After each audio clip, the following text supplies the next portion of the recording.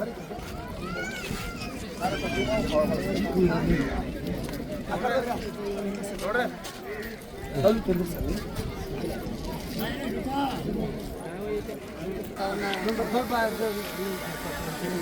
ನಮಸ್ಕಾರ. ಜೈ ಭಾರತ್ ಮಾತಾ ಸೇವಾ ಸಮಿತಿ ನವದೆಹಲಿಯ ಸಂಸ್ಥಾಪಕ ರಾಷ್ಟ್ರೀಯ ಅಧ್ಯಕ್ಷರಾದ ಪರಮ ಪೂಜ್ಯ ಶ್ರೀ ಹವಾ ಮಲ್ಲಿನಾಥ್ ಮಹಾರಾಜ್ ನಿರುಗುಡಿ ಅವರ ನೇತೃತ್ವದಲ್ಲಿ ಪ್ರತಿ ವರ್ಷವೂ ಕೂಡ ಶಹೀದ್ ಭಗತ್ ಸಿಂಗ್, ಸುಖದೇವ್, ರಾಜ್ಗುರು ಅವರು ಸೇರಿದಂತೆ ಈ ದೇಶದ ಸ್ವಾತಂತ್ರ್ಯಕ್ಕಾಗಿ ತಮ್ಮ ಅಮೂಲ್ಯ ಜೀವದ ಬಲಿದಾನ ನೀಡಿರುವ ಎಲ್ಲ ಸ್ವಾತಂತ್ರ್ಯ ವೀರ ಹೋರಾಟಗಾರರಿಗೆ ಮಾರ್ಚ್ 23ರ ಹುತಾತ್ಮ ದಿನದಂದು ದೇಶದ ನಾನಾ ರಾಜ್ಯಗಳಿಗೆ ತೆರಳಿ ದೇಶದ ಎಲ್ಲ ಜನರ ನರನಾಡಿಗಳಲ್ಲಿ ದೇಶಭಕ್ತಿಯ ಮಿಂಚಿನ ಸಂಚಲನ ಮೂಡಿಸಬೇಕು.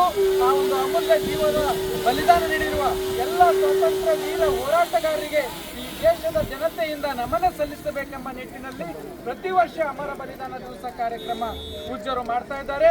ಈ ಸಮಿತಿಯ ನೇತೃತ್ವದಲ್ಲಿ ಈ ಬಾರಿ ದಕ್ಷಿಣ ಭಾರತದ ತಮಿಳುನಾಡಿನ ಸುಕ್ಷೇತ್ರ ರಾಮೇಶ್ವರಂನಲ್ಲಿ ಪರಮ ಪೂಜ್ಯರ ನೇತೃತ್ವದಲ್ಲಿ ದೇಶದ ನಾನಾ ಭಾಗಗಳಿಂದ ಸಹಸ್ರಾರು ಸಂಖ್ಯೆಯಲ್ಲಿ ದೇಶ ಬಾಂಧವರು ಇಲ್ಲಿ ಆಗಮಿಸಿ ಈ ಒಂದು ದೇಶಭಕ್ತಿ ಯಾತ್ರೆ ಮಾಡ್ತಾ ಇದ್ದಾರೆ ಬಂಧುಗಳೇ.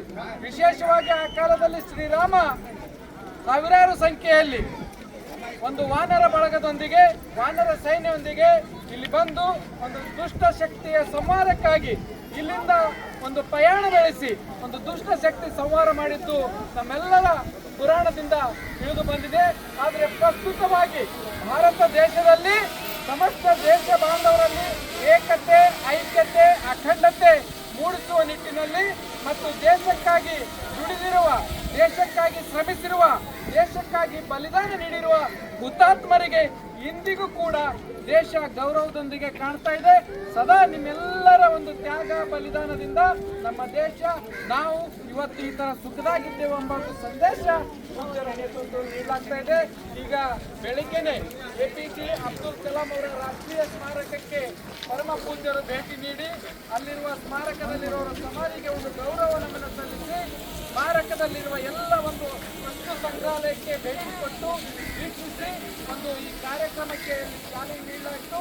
ತದನಂತರ ಇಲ್ಲಿ ಗೋಸ್ವಾಮಿ ಮಾಧವ್ ಈ ಒಂದು ಟ್ರಸ್ಟ್ನ ಒಂದು ಸತ್ಸಂಗ ಭವನದಲ್ಲಿ ಈಗಾಗಲೇ